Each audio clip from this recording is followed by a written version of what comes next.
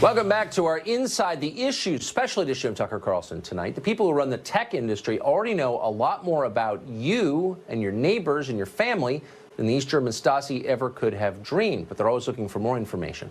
And for most people, the smartphone is the way they get it. Your phone doesn't just track where you go, though it does do that.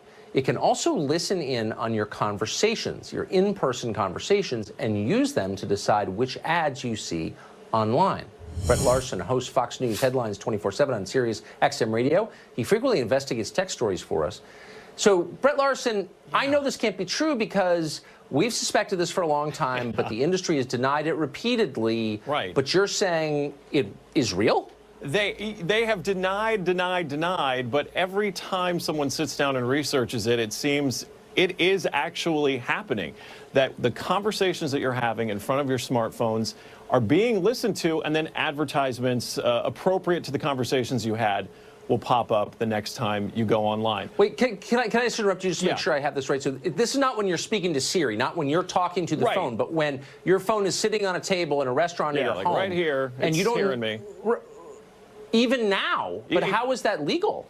You know, here's the thing. This is where, and when we had Mark Zuckerberg in Congress said over and over these end-user agreements that we all just kind of click through and we don't pay attention. For what we know, it could be buried in there, but it could be buried in there in such a way that you don't really understand what they're saying. When you open an app for the first time, when you download the Facebook app, for example, and you open it for the first time, it may say, Facebook app would like access to your camera and your microphone. And logically, you're going to think, oh, it's because I want to put pictures on Facebook directly from the app. But buried in that license agreement, it may say flat out, and you know, we're listening to the things going on around you when you post your photos so that we can take the mood of the room, or so that you're not posting a silent movie, basically. But this reporter at Vice Media did the same thing, and he did it the same way. All of us have heard this story over and over, these anecdotal things of like, you know, I was talking about wanting to go to Japan, and the next thing I know, I'm in front of my computer and there's all these ads for cheap flights to Japan. And most of us dismiss it of like, there's no way that could be happening. Zuckerberg's in Congress, he says there's no way, we're not listening to you. But other researchers have found that a lot of these apps are actually listening to us, and they're also paying attention to how we interact with the app. They're going to excuse it away. They're paying attention to how we use the app. They want to make the app a better user experience. I totally get that. They're listening to us. Our phones are always listening to us because they're listening for that magic word. They're listening for OK Google to alert the virtual assistant, or Hey Siri, which if I say, my phone's gonna, now there it goes. It's what can I help you with? But in order for my phone to hear me say that, it's got to be listening to me all the time. So it's a matter of what other apps are also listening and what they're called trigger words to get them to start paying attention. For all we know, the Facebook app trigger is, I'm thinking about, and then the next thing is what they're listening for.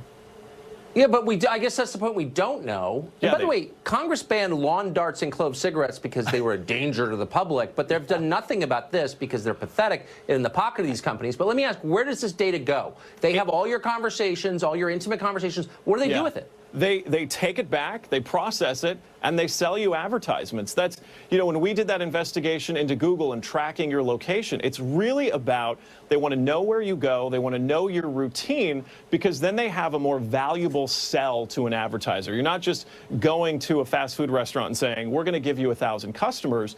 You're going to a fast food restaurant and saying, we're going to give you 100 customers that absolutely walk past your store every day, and 10 of them walk in once a week, and we know this for a fact.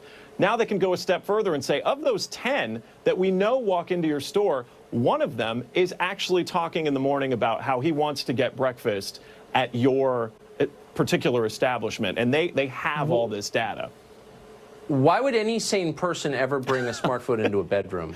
Seriously. I know. It's a valid question, and when you, Tucker, when you think about it, we've got baby cams, pet cams, all these things in our homes connected to the internet.